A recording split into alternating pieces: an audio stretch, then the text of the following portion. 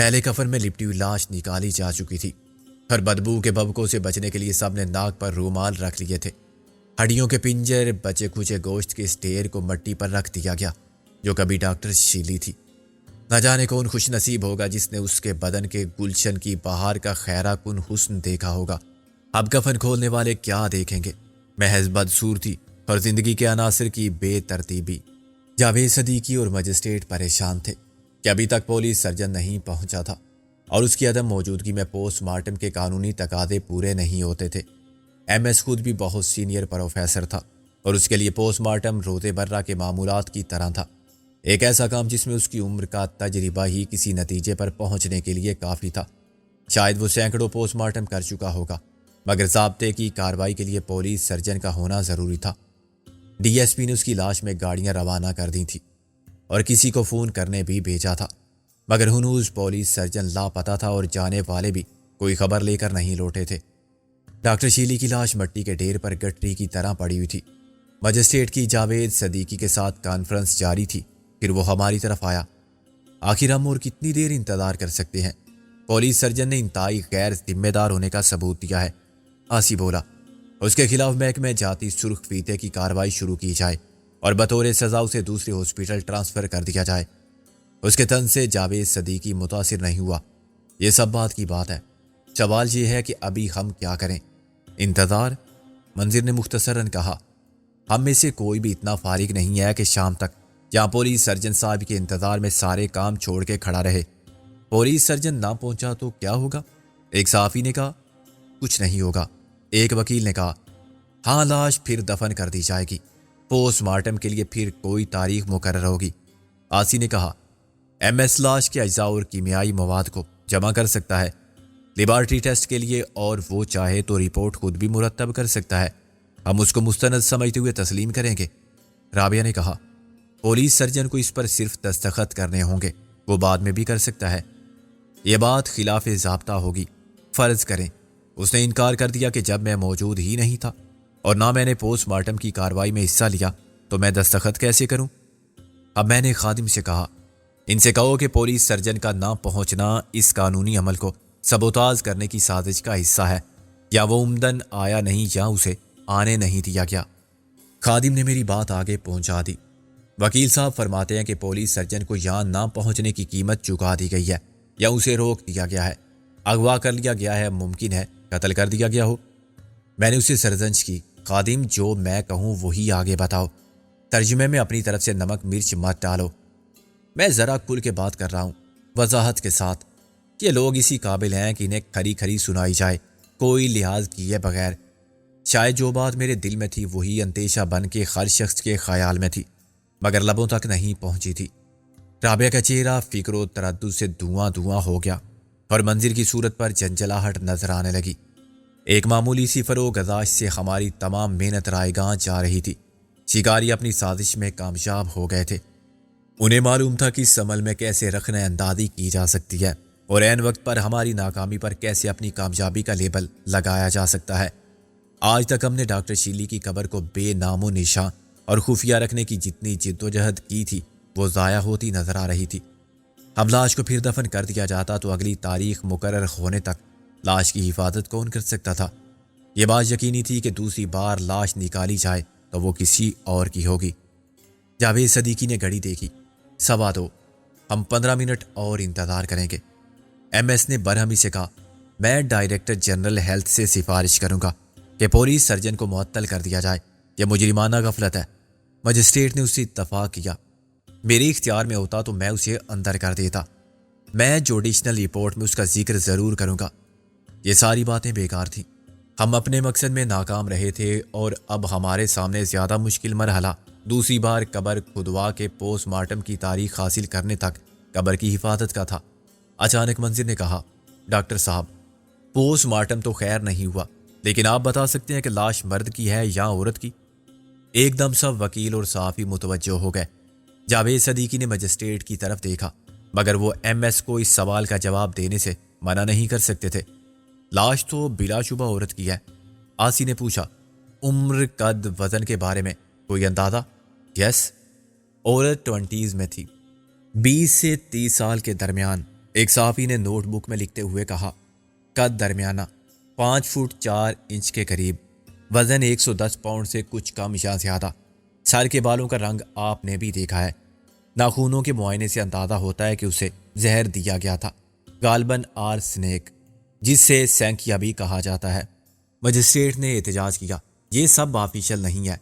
جاوید صدیقی نے کہا، ڈاکٹر صاحب، آپ پریس کو یہ انفارمیشن کس اتھارٹی سے دے رہے ہیں؟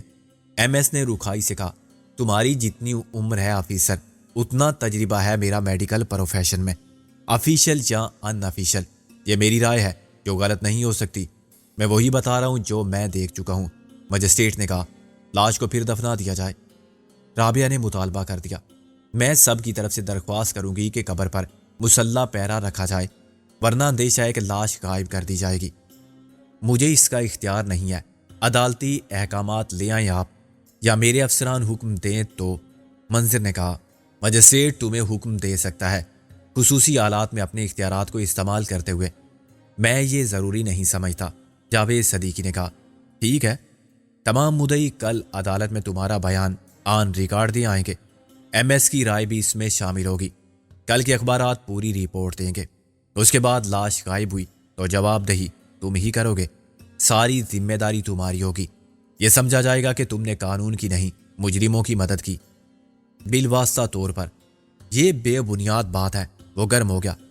رابعہ اس سے الجھ گئی، تم من مانی کر رہے ہو، کسی کی سننے کو تیار نہیں۔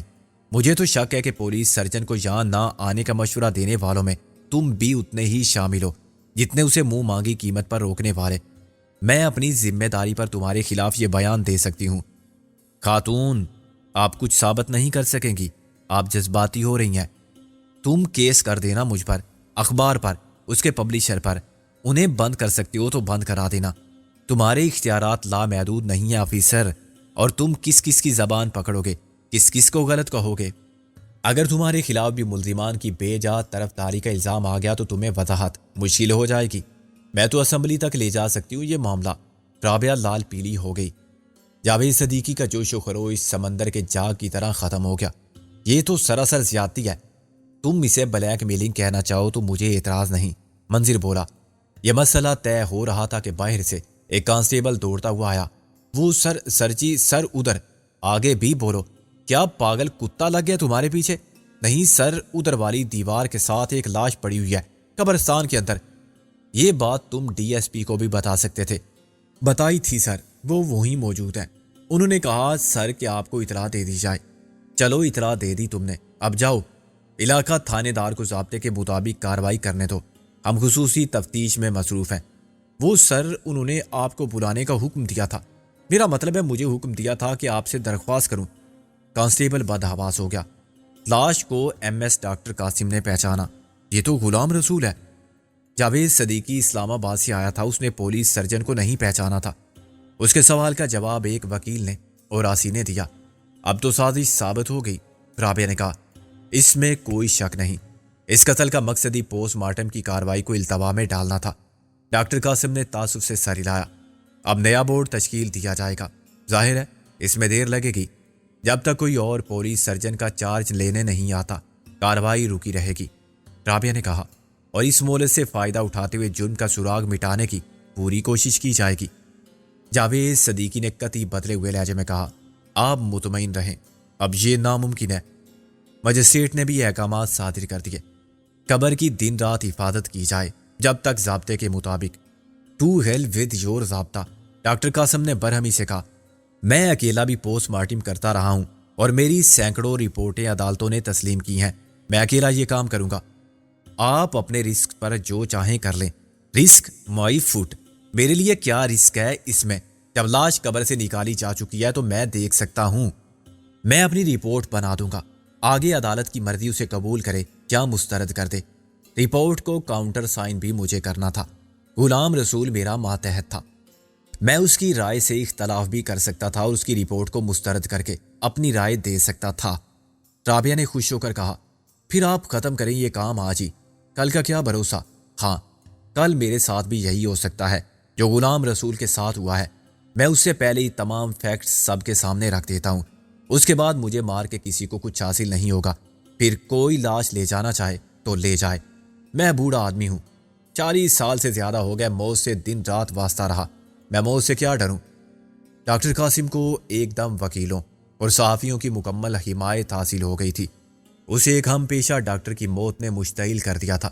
وہ جس معاشرے کا فرد تھا، وہاں قانون کی دھجیاں بکھیرنے والے مجرم اتنے طاقتور تھے کہ انصاف مانگنا تک جرم ہو گیا تھا۔ پرانے وقتوں کا ڈاکٹر ان لوگوں میں سے تھا جو پرانی نسل کی اصول پرستی وفاداری کو مادہ پرستی کے عہدے خاطر میں بھی زیادہ اہم سمجھتے تھے۔ S S P Javed Siddiqui یا مجسٹریٹ اسے کیسے منع کر سکتے تھے کہ وہ پوسٹ مارٹم نہ کرے؟ ایک بار پھر قبرستان کی سوگوار اور مایوس فضا میں گہما گہمی پیدا ہو گئی۔ ڈاکٹر شیلی کی لاش ابھی پوری طرح پھر سپرد خاک نہیں ہوئی کہ دوسری مرتبہ نکالی گئی، اور ایم ایس ڈاکٹر قاسم نے سب کے سامنے ضروری ٹیسٹ لیے جن کے لیے کیمیائی مرکبات اور ضروری سامان وہ ساتھ لایا تھا۔ تمام صحافی اور وکلاء اس کے گرد جمع تھے۔ اب سب کے ساتھ رابعہ اور میں بھی وہیں موجود تھے۔ ڈاکٹر شیلی کے ساتھ ہونے والے تماشائی عبرت کا ابتدائی جذباتی رد عمل باقی نہیں رہا تھا، اور ہم دکھی بوجھل دل کے ساتھ وہ سب دیکھ رہے تھے جو شیطان کیا تو انسانیت کی توہین تذلیل کے مترادف تھا۔ مگر زندگی کے ساتھ یہ سب آزمائشوں کا سلسلہ یوں ہی چلتا ہے، اور اجالوں کے متلاشی مسافر تاریکی میں بھی تھک کر بیٹھ نہیں جاتے۔ ڈاکٹر قاسم نے اپنی رپورٹ ایک انتقامی قسم کے رد عمل کے تحت سب کو براہ راست دے دی۔ کاغذی کارروائی میں بھی سب کچھ لکھا جاتا، لیکن ضابطے کی کارروائی میں مسائل پیدا کرنے والے اس حد تک کامیاب رہے کہ پوسٹ مارٹم رپورٹ پر پولیس سرجن کے دستخط نہیں ہوئے، اور اسی بنا پر مجسٹریٹ نے اسے سندِ اختیار آتھینٹیسٹی عطا نہیں کی۔ تاہم ہمارا مقصد پورا ہو گیا تھا، اور اب لاش کو غائب کرنے سے دلاور کے جرم کی سنگینی کم نہیں ہو سکتی تھی۔ لاش کو بدلنا بھی آسان آ رہا تھا۔ اسی عمر، قد و قامت اور وزن کی اتنی ہی پرانی لاش حاصل کرنا عمدن ناممکن تھا۔ لندن سے موصول ہونے والے ڈاکٹر شیلی کے فنگر پرنٹس اور ڈینٹل سٹرکچر سے موازنہ کیے بغیر قانونی طور پر عدالت اسے ڈاکٹر شیلی کی لاش تسلیم نہ کرتی، مگر واقعاتی شہادت اور ڈاکٹر قاسم کی رپورٹ سے بہت حد تک ہمارے موقف کی تائید ہو گئی تھی۔ ایک ایک کر کے پولیس کی وہ سب گاڑیاں روانہ ہو گئیں جو دوسرے تھانوں سے نفری لے کر آئی تھیں۔ قبل از وقت کیے جانے والے حفاظتی انتظامات بھی بے مصرف ثابت ہوئے تھے، اور کرنے والے اپنا کام کر گئے تھے۔ پولیس سرجن کا قتل بھی ڈاکٹر شیلی کے قتل کے سلسلے کی ایک کڑی تھا، مگر اس کی تفتیش معمول کے مطابق ہو رہی تھی۔ کسی نے بھی پولیس سرجن کو آتے نہیں دیکھا تھا، اور نہ کہیں اس کی گاڑی نظر آئی تھی۔ یہ اندازہ کیا جا سکتا تھا کہ وہ مقررہ وقت سے پہلے اس وقت پہنچا تھا جب پولیس بھی نہیں تھی اور قاتلوں کے ہتھے چڑھ گیا تھا۔ یہ ساری کارروائی پہلے ہی کم دل آزار نہ تھی کہ ایک اور قتل نے فضا کے ماتمی بوجھل پن کو اور بڑھا دیا تھا۔ مرنے والا بھی کوئی جرائم پیشہ نہیں تھا، ایک معزز ڈاکٹر تھا۔ مجرمانہ زندگی گزارنے والے ایسے مر جائیں تو کوئی غیر متوقع اور افسوسناک بات نہیں ہوتی۔ برے کام کا برا انجام اگر آج دشمنوں یا قانون کے رکھوالوں کی گولی کا نشانہ نہ بنے تو کل اپنوں کے ہاتھوں بھی مارے جا سکتے ہیں۔ لیکن ڈاکٹر کو کسی سے خطرہ نہیں ہوتا، کیونکہ وہ زندگیاں بچاتا ہے، بیماری اور معذوری سے نجات دیتا ہے، امید اور خوشیاں بانٹتا ہے۔ مجرم بننا بہت آسان ہے، لیکن ڈاکٹر بننے کے لیے برسوں تک رات دن کتابوں میں سر کھپانا پڑتا ہے۔ اعلیٰ ترین نمبر لینے والوں کو ڈاکٹری کی تعلیم حاصل کرنے کا موقع ملتا ہے۔ وہ کم سے کم 5 سال حصول علم اور تجربات میں صرف کرتے ہیں۔ ڈاکٹر بننے کے بعد بھی کامیابی کی منزل فوراً ہی نہیں مل جاتی۔ پولیس سرجن کی پوسٹ تک پہنچنے والے 15-20 سال تو اس پیشے میں ضرور گزارتے ہوں گے۔ نہ جانے کتنے سرد و گرم دیکھتے ہوں گے، سینکڑوں ہزاروں آپریشن کیے ہوں گے اور لاکھوں مریض دیکھے ہوں گے۔ 1 منٹ میں کسی نامعلوم قاتل کی گولی نے، جسے شاید وہ پہچانتا تک نہ تھا، کہ کامیابی کی سفر کا اختتام کر دیا۔ مرنے والے کی کسی سے دشمنی نہیں ہوگی، مگر مارنے والے کو بھی اس سے صرف یہ شکایت ہوگی کہ وہ اپنا ایمان بیچنے پر تیار نہ تھا اور دولت سے خریدا نہیں گیا۔ اس نے غلط پوسٹ مارٹم رپورٹ دینے سے انکار کیا ہوگا۔ حضور تشریف لائیں گے یا خود ہم پٹا ڈال کے لے جائیں؟ منظر نے دروازہ کھول کر کہا۔ میں چونکا۔ آفس آ گیا تھا۔ میرے ساتھ بیٹھی ہوئی رابعہ بھی اتر گئی تھی۔ غالب کی گاڑی اپنی مخصوص جگہ پر پارک تھی اور خادم نیچے کھڑا تھا۔ میں نے کہا، میں اپنے خیالوں میں کھو گیا تھا۔ خیالوں میں یوں کھوتے رہے تو کھوتے بن جاؤ گے، منظر بولا۔ اصلی کھوتے تو ہمیں جی، خادم ماں بھر کے بولا۔ انسان تو ہمیں کوئی سمجھتا ہی نہیں، گھر والی بس شوہر سمجھتی تھی، آپ لوگ تو پتہ نہیں کس مٹی کے بنے ہوئے ہو؟ وہ کیا کہا ہے شاعر نے، خون دل پینے کو اور زخم جگر کھانے کو کس پر گزارا کر لیتے ہو؟ آخر بات کیا ہے، کیوں خفا ہو؟ کچھ بتاؤ تو صحیح۔ کیا بتانا ضروری ہے جی؟ خود آپ کو دکھائی نہیں دیتی ناچیز کی یہ فاقہ زدہ صورت؟ کبھی 2 لقمے زیادہ کھا لوں تو سب کو نظر آتا ہے، یہ کسی کو نظر نہیں آ رہا کہ بھوک سے خادم حسین کا حال کیا ہے۔ کہیں پلاؤ، کہیں سیخ کباب، کہیں قورمہ، خوشبو ہی سے دم نکل رہا تھا جی، مگر آپ تو مبتلا تھے مردوں کی فکر میں، زندوں کا خیال ہی نہیں۔ رابعہ نے مسکرا کر کہا، اف، سیدھی طرح بھی تو کہہ سکتے ہو کہ بھوک لگی ہے۔ روزے رکھتے ہو رمضان میں کہ نہیں؟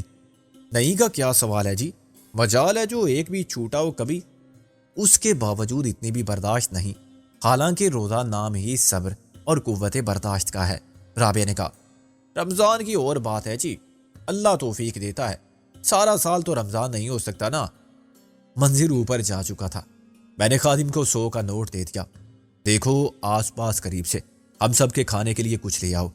میں رابعہ کے ساتھ آفس میں پہنچا تو منظر ایک لفافہ کھول رہا تھا، یہ کسی نے نیچے سے ڈالا ہے۔ رابعہ نے کہا، کیا ہے؟ ایک اور خط آیا ہے سکندر کے نام، کوئی بوتنی کا ماننے کو تیار نہیں کہ سکندر غائب ہے۔ اب کیا پیغام ہے؟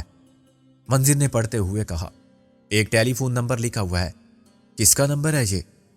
میں نے اور رابعہ نے باری باری اس کاغذ کے پرزے کو دیکھا جس پر سوائے ایک فون نمبر کے کچھ بھی نہ تھا۔ اعداد کی ترتیب یہ ظاہر کرتی تھی کہ فون سمن آباد یا ماڈل ٹاؤن ایکسچینج کے علاقے کا ہوگا۔ قصور میری یاداشت کا نہیں، ذہنی انتشار کا تھا۔ اس نمبر نے میرے ماضی کی کتاب کے اوراق نہیں پلٹے اور میں کچھ ویران اعداد کو یوں گھورتا رہا جیسے مجھے حساب کا کوئی مشکل سوال حل کرنے کو دے دیا گیا ہو۔ پھر اچانک مجھے یاد آ گیا، یہ تو میرے گھر کا پرانا نمبر ہے۔ پرانا نمبر؟ ہاں، جب میں لندن گیا تھا تو ہمارے گھر کا فون نمبر یہی تھا۔ اسی نمبر پر میں والد صاحب سے بات کرتا تھا، مگر بعد میں جب وہ گھر کسی اور کی ملکیت ہوا تو نمبر بدل گیا۔ پہلے والا نمبر کٹ گیا تھا اور نئے مالک نے اپنے نام سے کنیکشن لیا تھا۔ اس کے بعد رابعہ نے وہ گھر پھر میرے لیے خریدا تو نئے سرے سے فون کے لیے درخواست دے دی تھی۔ ہاں، فون جو ایک شخص کے نام پر ہو کسی اور کے نام نہیں کیا جا سکتا جب تک کہ وہ قانونی وارث نہ ہو اور عدالت یہ تسلیم کر چکی ہو۔ منظر نے کہا، مجھے جو ملا وہ تیسرا نمبر تھا۔ رابعہ بولی، میں حیران ہوں کہ مجھے اتنی دیر سے کیوں یاد آیا۔ حیران ہو پریشان ہونے سے بہتر ہے کہ تم سوچو کہ کسی نے تم کو یہ نمبر کیوں بھیجا ہے، منظر بولا۔ رابعہ بولی، بعد میں تو یہ نمبر کسی اور کو ملا ہوگا، ابھی معلوم کر لیتے ہیں۔ نمبردار یعنی نمبریکل ڈائریکٹری تو ہوگی یہاں، منظر نے کہا۔ رابعہ نے اسے ڈائریکٹری نکال کے دی، مگر اس میں یہ نمبر ابھی تک بدلا نہیں تھا۔ اس میں بدستور وزیر خان کے نام اور پتے کا اندراج تھا۔ اسے ٹیلی فون کے محکمے والوں کی نااہلی سمجھا جا سکتا تھا اور فون نمبر کے موجودہ مالک کی عدم دلچسپی بھی کہ اس نے تصحیح کی ضرورت محسوس بھی نہیں کی تھی۔ رابعہ نے مشورہ دیا، بات کر کے دیکھ لو۔ میں نے نفی میں سر ہلایا، مجھے کیا ضرورت ہے؟ بھائی لفافے پر تمہارا نام تھا۔ میں نے کہا، یہ چال ہے کسی کی، جال پھیلایا گیا ہے میرے لیے کہ میں اس فون نمبر کو دیکھتے ہی جذباتی ہو کے ڈائل گھما دوں۔ بعض اوقات تجسسی آدمی کو مروا دیتا ہے۔ دلاور اینڈ کمپنی کسی طرح یہ فون نمبر حاصل کرنے میں کامیاب ہو گئی ہے۔ اگر میں نے بات کی تو میری آواز ٹیپ ہو جائے گی، یہ ثابت ہو جائے گا کہ میری روپوشی ایک فریب ہے۔ در حقیقت میرا سب رابطہ ہے اور میں اسی جگہ موجود ہوں۔ یہ نمبر آبزرویشن پر ہوگا، وہ معلوم کر لیں گے کہ سکندر نے کہاں سے کال کی تھی۔ اس کی بات سمجھ میں آتی ہے، منظر بولا۔ اب اللہ کا نام لے کر تم یہ نمبر ملاؤ بی بی، اور دیکھو پردہ غیب سے کیا ظہور میں آتا ہے۔ میں نمبر ملاؤں؟ یار اس میں ڈرنے کی کون سی بات ہے؟ یہ تمہارا آفس ہے اور یہ رکا تمہیں اپنے آفس میں ملا ہے۔ ابھی تک ایسا کوئی سائنسی طریقہ ایجاد نہیں ہوا تقریب کاری کا کہ آپ کسی کا فون نمبر ملائیں اور خود دھماکے سے اڑ جائیں۔ میں نے سوچ کے کہا، یہ بھی ہو سکتا ہے منظر صاحب، ذرا عقل کے گھوڑے دوڑائیے، امکانات کتنے بھی کم ہوں مگر ناممکن کچھ نہیں۔